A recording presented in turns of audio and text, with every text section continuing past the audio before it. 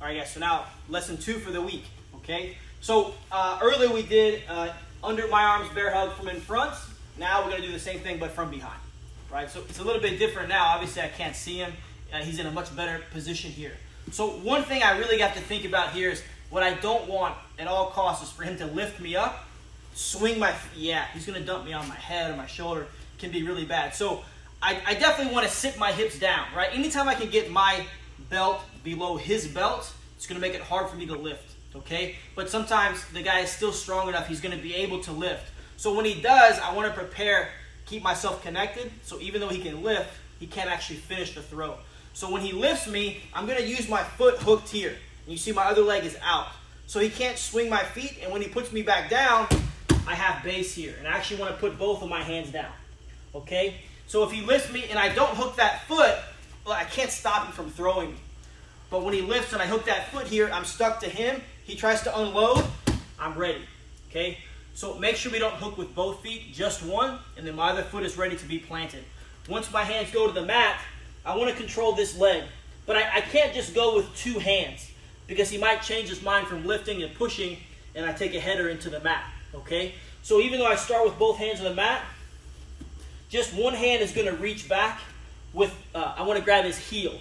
Okay, so the lower on the leg, the better. So I want to grab the heel, not the calf.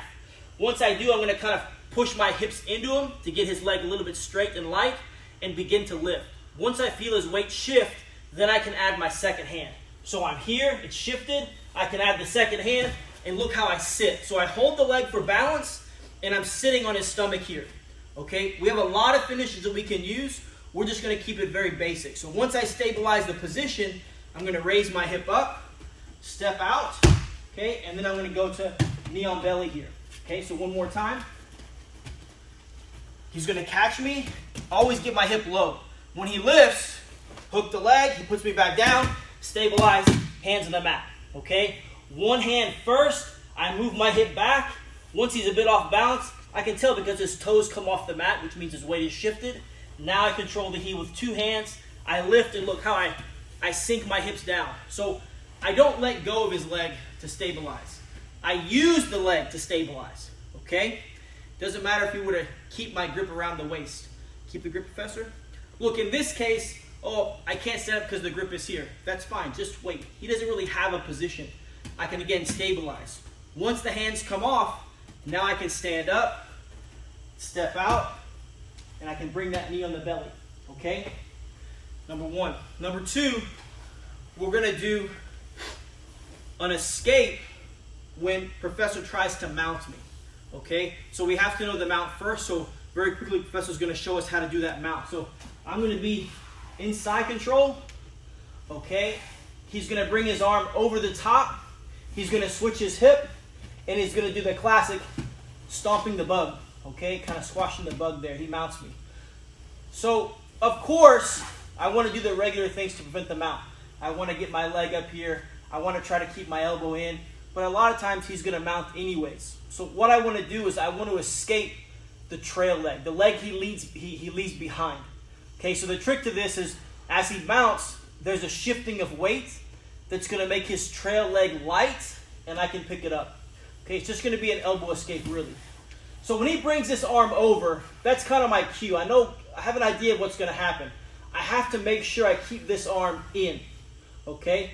Professor wants to peel it away from my body. Go ahead. Like this. I want to keep it in. So I have to put all my energy on keeping that elbow in tight. Right? Now, when he starts to mount, okay, as he steps over my leg, I step over his leg. Okay, let's rewind that. So, as he steps over my legs, I step over his leg, and look, my elbow helps, okay? There's a shift of weight, so as he starts to settle, he's light. You see, I can kind of move him a little bit, and I can slide my leg out here. So now I put myself kind of in a half guard. But his arm is out of the way, so right away, I'm going to keep my head tight, and I want to catch his back, and now I can start to take his back. So I'm up on my elbow here, I slide my hip out, and then I come on top. As usual in this position, I have 2 ways to finish, right? If he's very, very stable, I can just use my fist on the inside of his thigh. I can climb on top for a traditional back position, Or if he's a little bit lighter, I can actually pull his hip post. I can pull his hip to me, and I can take his back this way. A lot of times this happens if the guy's trying to scramble. So again, let's do on this side again. That's what the action's happening. So let's say we're in a regular side here, right? And again, when he brings this arm over, that's a good cue that I have an idea of what's happening, especially when he blocks the other hip the way he's doing. So I keep this elbow in, right? My legs are just in a regular position here. He switches his hip. So now again, I really kind of know what's going on. As he steps, I step. You can see that I got to line that up. So as he steps, I step. This elbow stays tight. And as his weight starts to shift, that makes everything light, okay? And I'm here.